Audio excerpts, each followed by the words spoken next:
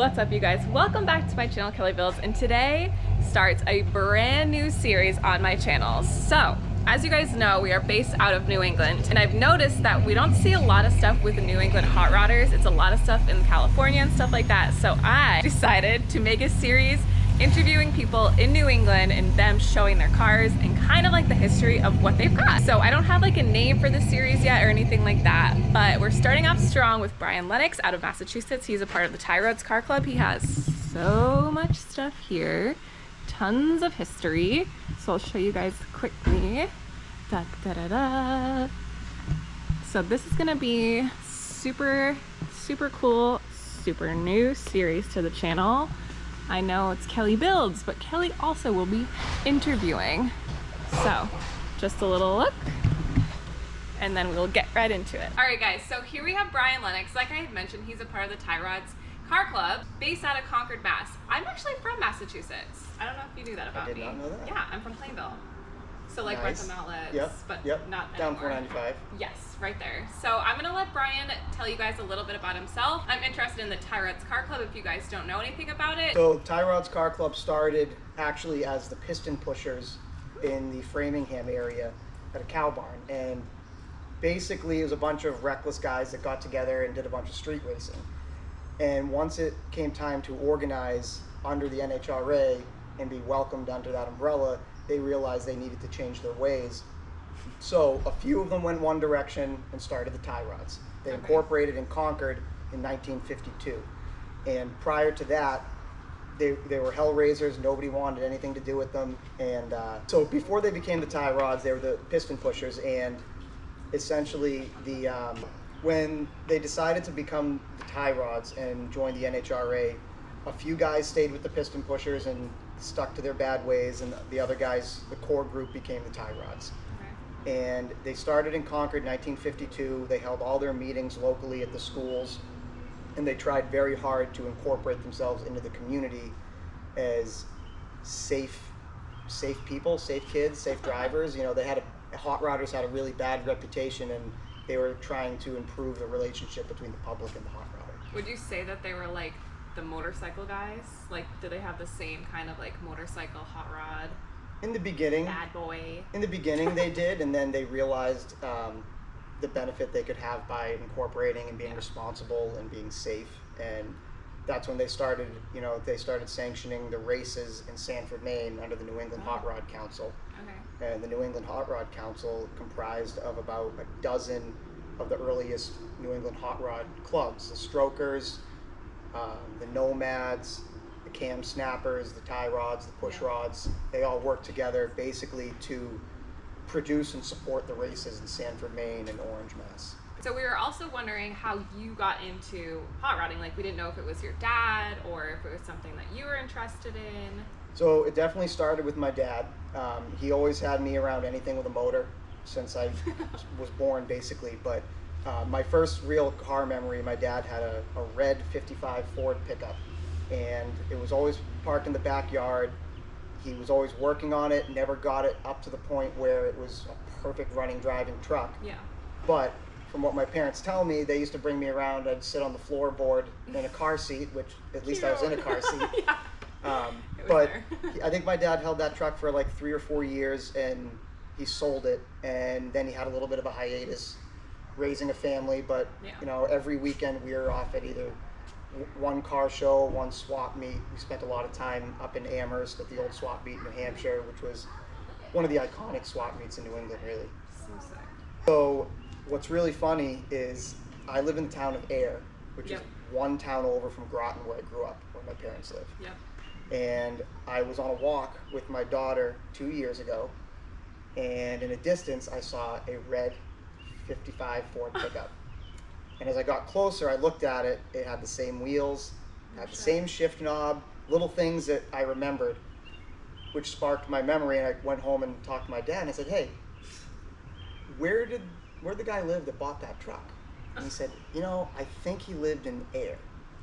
No shit. So I haven't tracked the guy down yet, but every day I drive by to see if the truck's there, so I can go find him and find out if it truly is a real truck. It has to be, wouldn't you think? I would think so. I mean, it had a unique set of wheels on it that screamed 1990, which I hate, Yeah, but it yeah. was a sign of the times, and the fact that they're still on there Yeah. makes me And right believe it's the there. right one.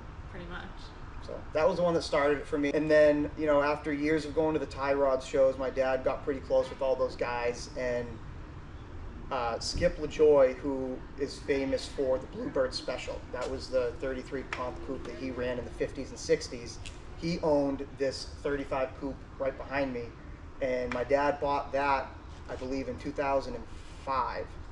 And basically it's been, you know, balls to the wall ever since. It's been hot rods ever since.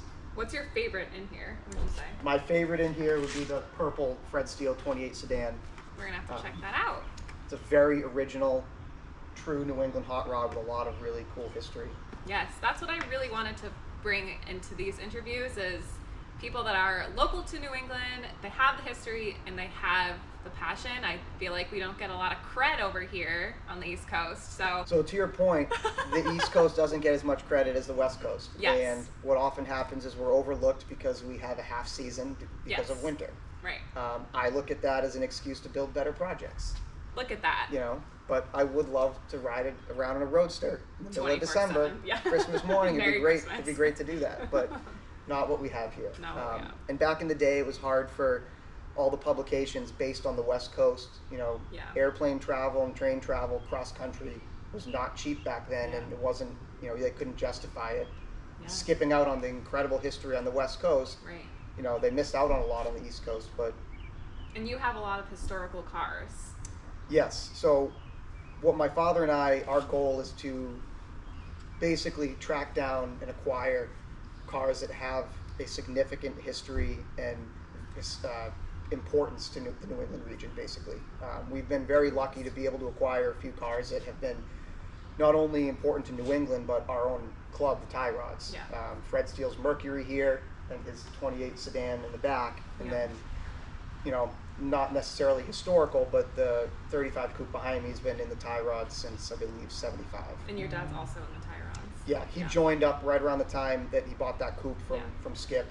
I joined the tie rods, I believe, in 2017, and recently became the club's historian. So sick. So if you need any information on the tie rods, that's your guy right there. Give me a call. Give him a call. Slide in the DMs. Slide in the DMs. We'll have your Instagram name. Dun, Right dun, there. dun. So why don't we get to look at the cars? Sure.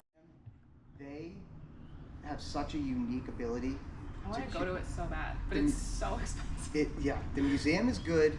The Motor Week itself is awesome because when you're in Newport, you're in a peninsula. There's nobody's passing through. Yeah. Everyone that is there is there for a reason. Right. And like we went to the Greenwich Concours with this. You're basically on getting off 95, almost in New York City. The venue is under the overpass basically, and there's traffic everywhere. And Yeah. Crazy. I'm pulling this out, worried I'm gonna get hit by a Kia, and then Literally anything. behind me there's a $12 million Ferrari, and they're just driving Going right for down it. the street. Going for it. Makes me realize I don't have much to worry about. Us in the roaster. Yeah, yeah, exactly. Yeah, exactly. Yes. So basically, so this is our shop. It collapsed as a pole barn in 2010, and we had it rebuilt into the way it is today. It's basically just car storage. No heat, no AC. It stays pretty cool. It's pretty well insulated, which is kind of nice. We just run into a humidifier to keep the moisture out of it. We store some cars for other people. Most of the stuff belongs to my father and I.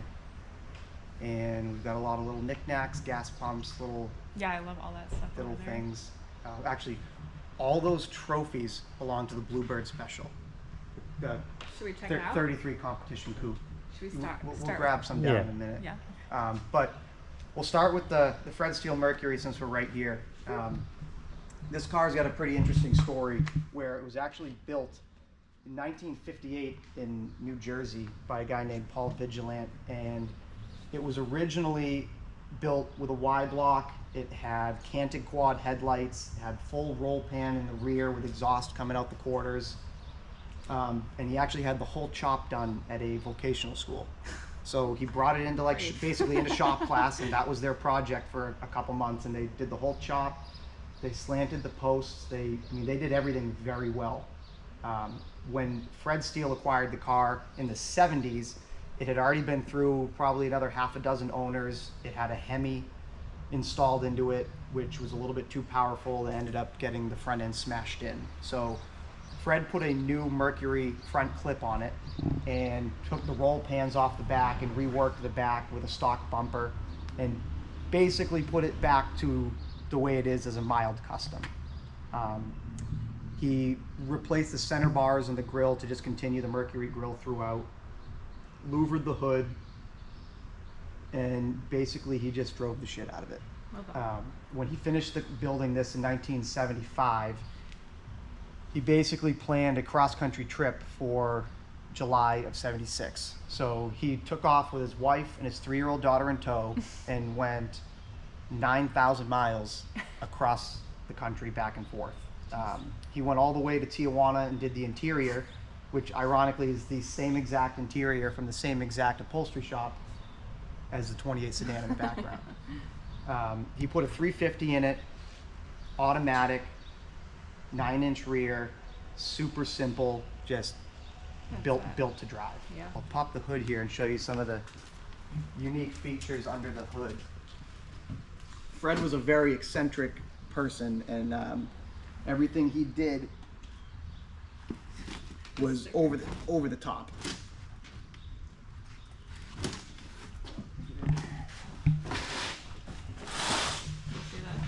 Yeah.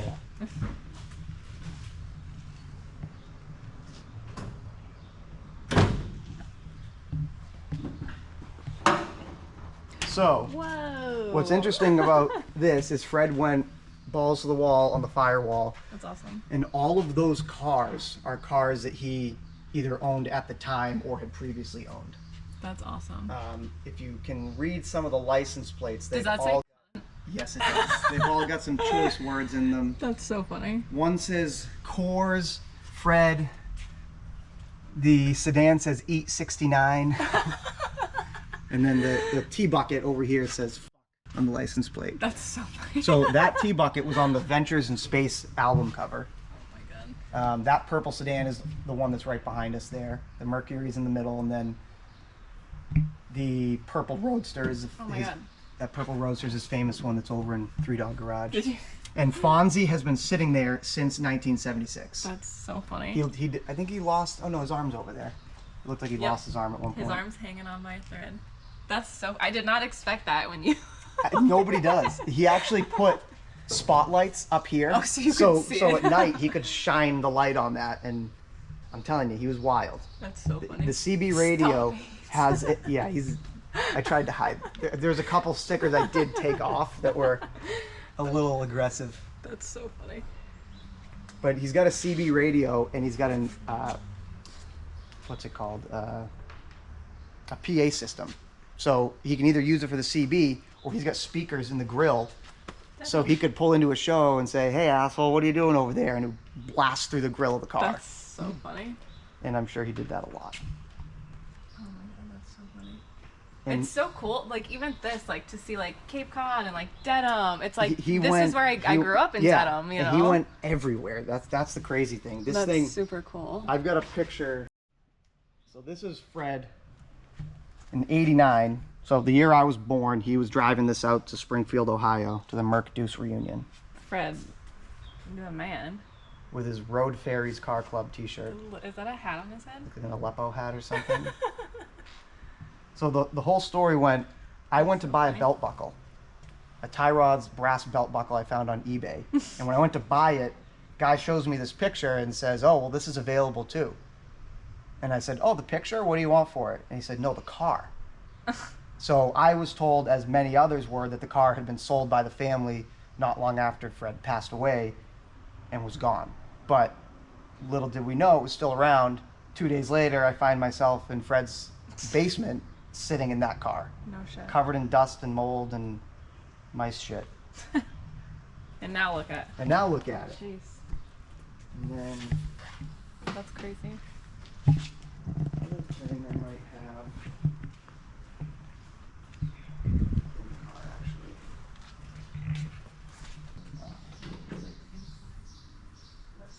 So Fred was a member of the LA Roadsters and the Tie Rods, which is kind of unique. No way did that lock.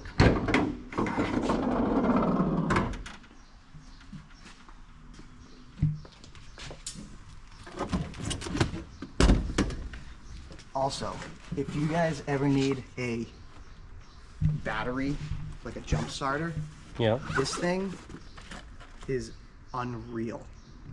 I charged this thing probably 2 years ago, and I've started 4 cars with it since. I bring it to every show I go to, and there's some guy with a $2 million Ferrari in Greenwich, and he's like couldn't get his car started. I brought this over. He's like, I need a jump pack. What are you doing with this? And it started right up, and he's like, can I get the name of that thing? Like,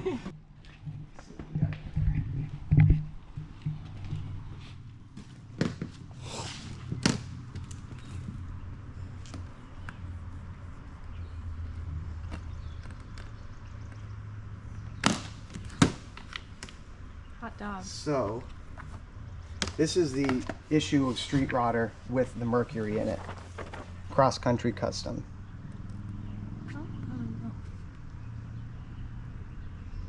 So cool. So that's the original version of it with the canted quad headlights, the roll pan with the exhaust coming out the corners, and then you can see where it got smashed up, and then the new Merc front clip was put on. I think that was it for that. And this is, Fred started the Road Fairies Car Club.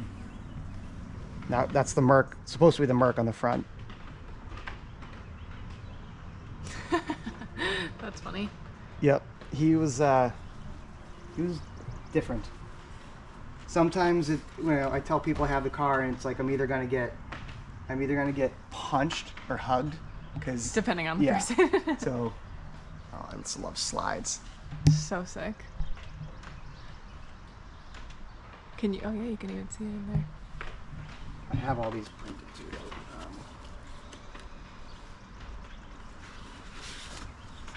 So cool. these were all taken from different slides that I got when we got the car. And you can see the little poles are still there for that nasty bug screen that he built. But luckily that bug screen was lost over the years. Oh my god, so cute. That's a picture I want to recreate really bad. You have to. So that's it with the lights on, That's so glowing the firewall. Now that's when it just got back from paint and body. With no interior, no motor, nothing in it yet. There she is in her glory at the salt. Back to the bridge. And then that's the yellow roadster that was also on the firewall, which I just located that in California. I'm trying to get a hold of the guy.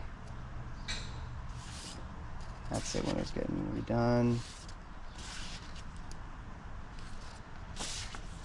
super cool. But what's interesting with Fred is he saved that's his business card. You guys can have that. Used cars, whiskey, motorcycles, real estate, fly swatters, stock market tips, bongo drums, guns. So this is all the research that Fred was doing, researching the history on the car when he got it. So even in 1975, he was conscious of the fact that it had a past, and that past needed to be acknowledged and thought about. Let's see, we've got, this is him, photos of my 50 chopped Mercury, 1976, going back and forth with Lenny Zaccaro. This is a letter he actually wrote to Paul Vigilant to try to get more information on the car. Let's see.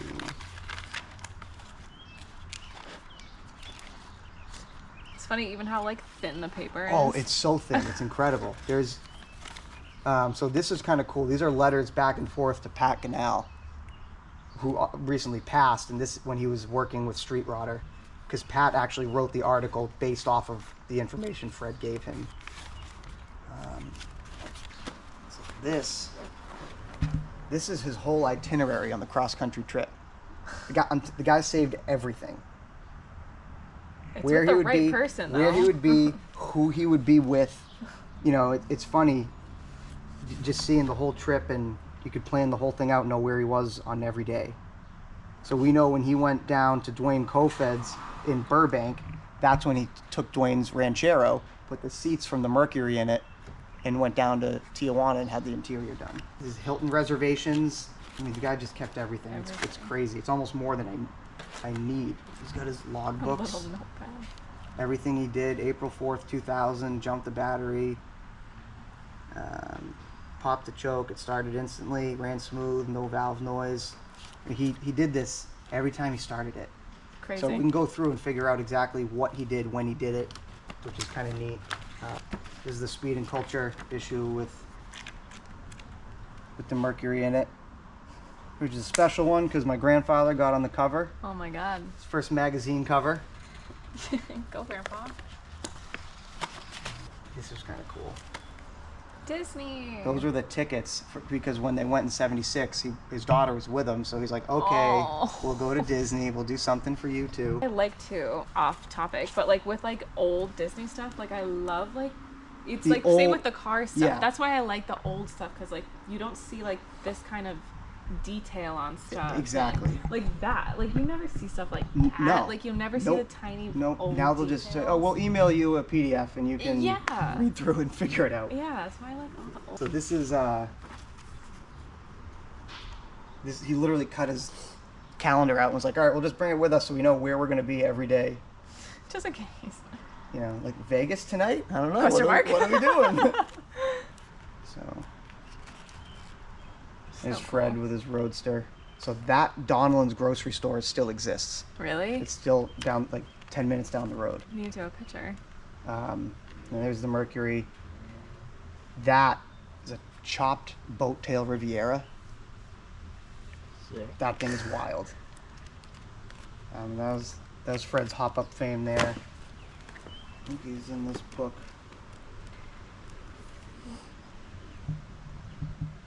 I Fred. don't know how he made it into everything. Busy guy. And he had the low mofo plate on it at that time. Then the state took it away. So when I have the plate, the physical plate, so I went to go get it registered to this, and they almost stole the plate from me because they were like, no, you can't do this. But I was trying to tell them, I said, no, it means low motored Ford. That's what it stands for. They're like, nice try. I don't think so. Not today. We already dealt with that guy once. Those have been on there for a very long time. I love that. That's what I think is like the coolest Well, thing. I have about pictures that of this stuff. car in primer, and most of those stickers are still there. Still there. I love it. This car was at the Indianapolis 61 races. That's when it went cross country. So this is Fred Steele's 28 Model A sedan. Fred had owned it since he was 14, and he kind of used it as a field car on his family's farm to drive around in. After seeing Hot Rod magazine, where Jack Chrisman's Dragon sedan had a full feature, he saw that, got inspired, and realized what he wanted to do. So Fred built this heavy chop. I believe it's 5.5 inches. I've read multiple accounts from Fred. Earlier it was 5 inches. Later it became 6 inches. So we'll call it 5.5. But he built this to be a closed car companion to his famous 32 Roadster. And they're actually painted the same exact color purple, which is a mix of 54 DeSoto purple and 55 Ford purple. That's cool. And he basically went out and rebuilt the car, got all brand new fenders. He chromed the commercial running boards, put a brand new 283 Chevy in it it came fresh out of a wrecked car from a junkyard. He ran it basically in the winter for a number of years until 1961. In 1961, Fred, along with Whitey Gould and a couple other guys from the Tie Rods, they all went cross country. The main point of the trip was to go to the Indy Nationals, so they met up with Hugh Tucker out there, and once the races ended, Whitey Gould and his T-Bucket, they came back to Massachusetts. Fred kept going with Hugh Tucker off to California, eventually going all the way down to Tijuana, where he got the interior done. So it's got a genuine Tijuana tuck and roll. And it's survived pretty well. It's got some wear and tear, but it's very original interior. Or what's that too? is that? What's that? Oh, that's just a banner. That's cool. That was Nick Hosmer does the Old School Review in, I think it's in Buffalo, New York. He gave me that with the drags. Super cool. But this car was built to drive. It's got a Columbia 2-speed rear end. So, you know, Fred wanted to get up to cruising speeds with it. Smart. Yeah, and it changed hands. I think when Fred died in 2014, the family sold it locally immediately. And then after about 6 months, it found its way to California, unfortunately, where most of them do find their way. And Marcus Adele owned it for, I believe, a year, maybe a year and a half, and then traded it to Barry Atkins in Connecticut for a 62 Corvette. Barry then owned it for probably 4 or 5 years before calling me and letting me know he wanted to pass it on to a new home. And here it is. Does your daughter love this one? 'Cause it's purple? Daddy's purple hot rod. Yep, I was gonna say she probably loves it. She asked me, did you race your purple hot rod wearing your purple helmet? Oh, so Loved cute. it. So cute. Which I Hot gotta rod say. girl. Yep. This helmet came in the day before I left. I found it on eBay and I'm like, Perfect. this is perfect. That's it. Like, That- perfect match. Perfect match. Is it DOT Snell approved? I don't know. Doesn't matter. It's fun approved. You had I know. something on your head. So Exactly. like, that's it. The And effort then was we've got the very high-tech cup holder in there too. there. The tape. I'm telling you, if you ever need a cup holder, that's where That's it is. the one. Then I don't know why I use Ram board, but if you get a big thing of duct tape, then you have duct tape. Yeah, If you ever need that's it too. true. That's very true. So yeah, this one's fun, and then I'll sit in here and show you. Yeah, it was cool. So being heavily chopped, and the way that the seat is far back, you gotta have this so you can actually refract the light, so you can see the lights. But it's pretty comfortable to drive. I mean, you're just Relaxing. You're in a recliner. Usually right now. Model A's are all, cramped up, but Yep. it's comfy. And the only thing is the people in the back seat are sitting about 8 inches higher. So the headroom in the back is not ideal. Yeah. Perfect for a booster seat. Yeah, right? As a little girl, like, what else do you need? And then these windows actually still Oh, work. look They at go up and that. down.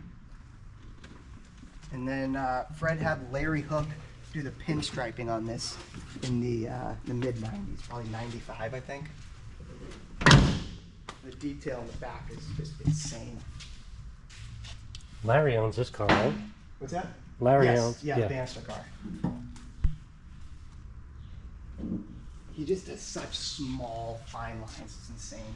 It is. I didn't even think about that. Yeah. It's a wicked fine line. Like, I didn't even realize how many lines were on there until one day I walked up really close and I was looking at it and I was like, holy shit. Wicked. They're like seriously hairline thin. Another message that says Kilroy was here.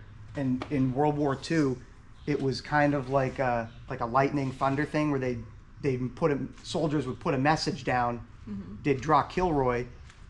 The next battalion would come through, see that, and know that the Americans were there. It was kind of like a little bit of like an early graffiti art to figure out if other troops have been in that area from America.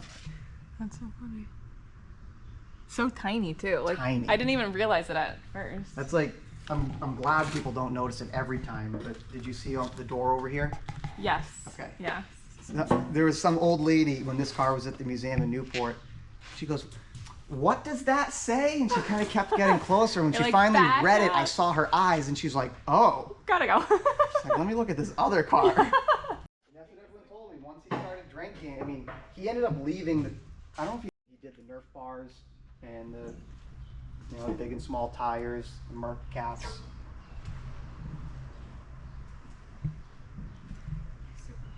It's a cool car. Not supercharged as he put on there. Everyone sees that and they're like, what's it got, a 671 on that thing? I'm like, no, this has got a single 2-barrel carburetor on this thing. Historian, a lot of time with him before he passed, and basically he told me stories. It's like we drove back and forth to Newport together for that exhibit, and the shit that I heard is insane. I mean, the archives from what he saved is mind-blowing. We have the meeting minutes back to 1952. I could tell you the July of 1953 meeting, who was there, who paid their dues. So it's not half hungry. Yeah. I love that these cars are light. Yeah.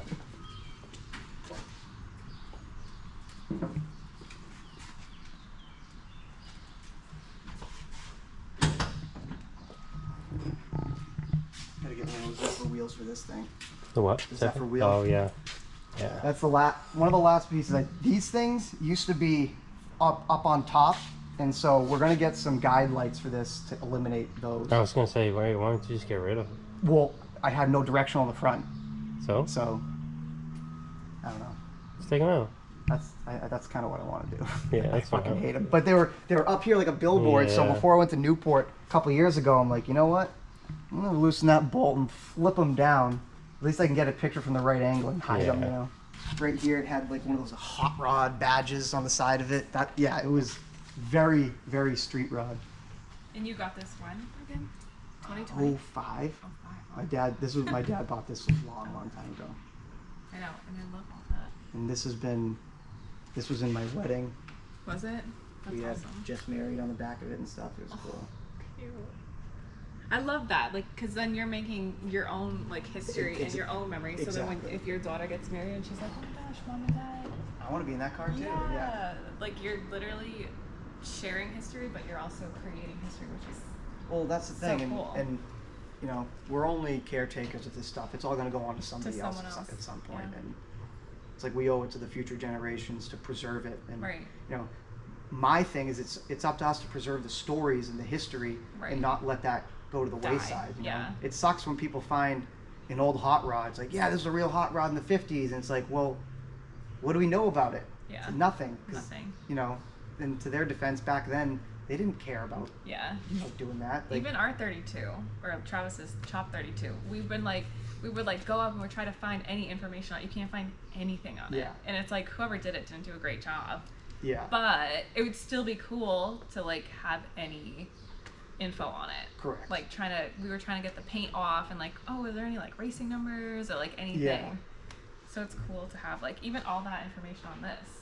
It's like, here you go. It's nice, yeah. And like just discovered all the video of this driving cross country. So sick. I mean, to have a 60-year-old video of a car is and insane. it looks so cool. Like I love all the old pictures and video. I know. It's Yeah.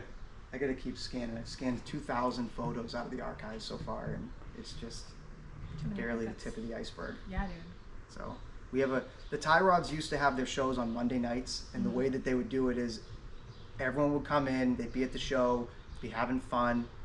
Sun would go down, they'd all go inside, start drinking beers, getting rowdy, and then they'd watch all these films. Oh. So the 3 months leading up to the show, everyone would bring all their old 8mm reels, whatever they had, to one guy, and he would go get it digitized, albeit at the time it's on a VHS. Yeah. That was the technology they had, and then they'd pop the VHS in and sit there and drink beers and watch these videos. And now I'm trying to get those digitized so we can Right. kind of extract Watch all that it. stuff back off of it.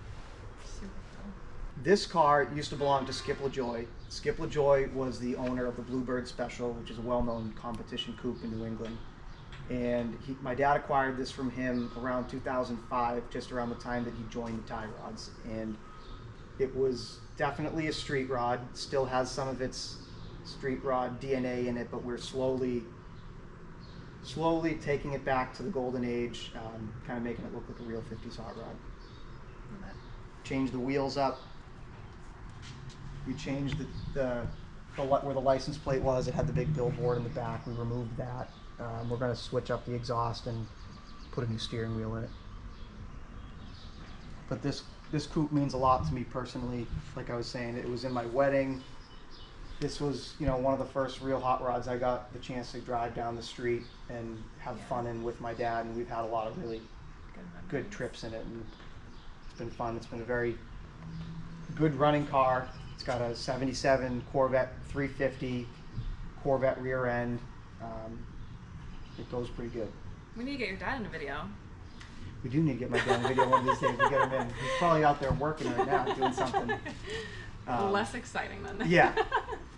But no, I'm very lucky to do it with him. Yeah, That's that's something awesome. that I kind of get reminded of every day. It's really cool. It's cool. It's fun.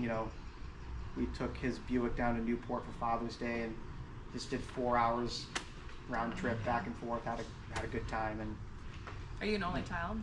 I'm not. I have an older sister. Okay. She has 3 boys that are, I think, 2, 4, and 6. So she's got her hands full. She's a busy woman. The Mustang over there is my sister's. Sick. So she has not driven it in a while. I got it down. We got it out on the road last week. Got it inspected.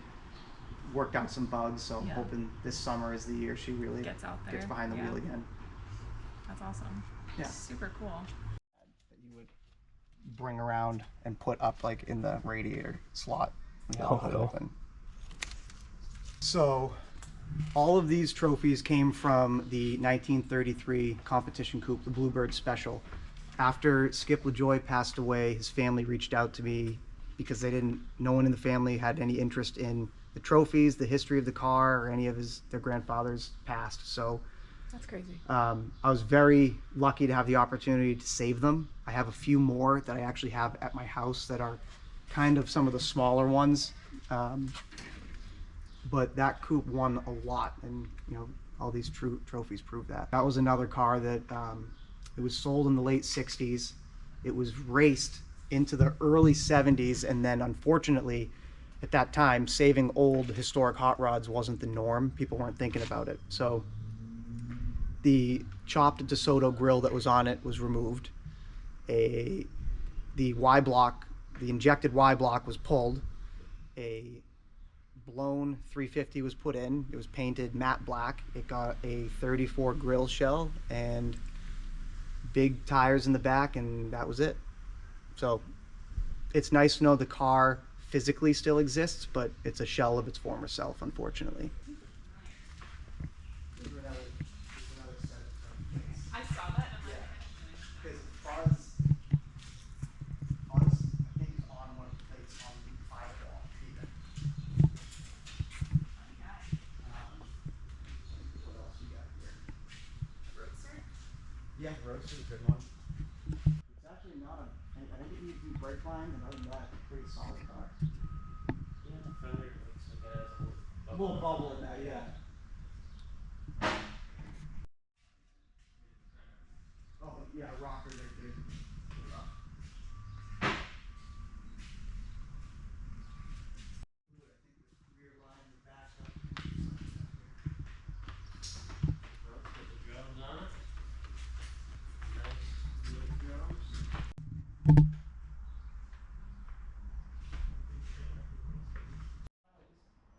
drums on it. Plaque back there? Sign.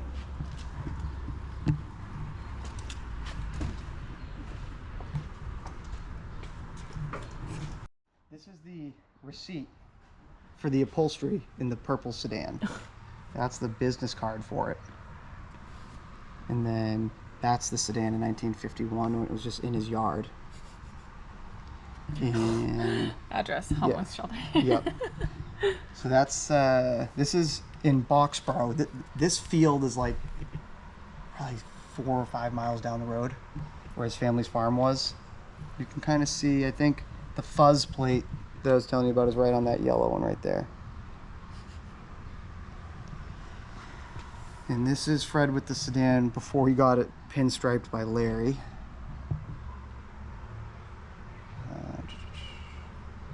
And that is from the 59 Springfield World's Fair program. He had the car on display there before it had an engine in it or anything, still in primer. Super cool. And then let's see what we have here. He says, where does it say the chop?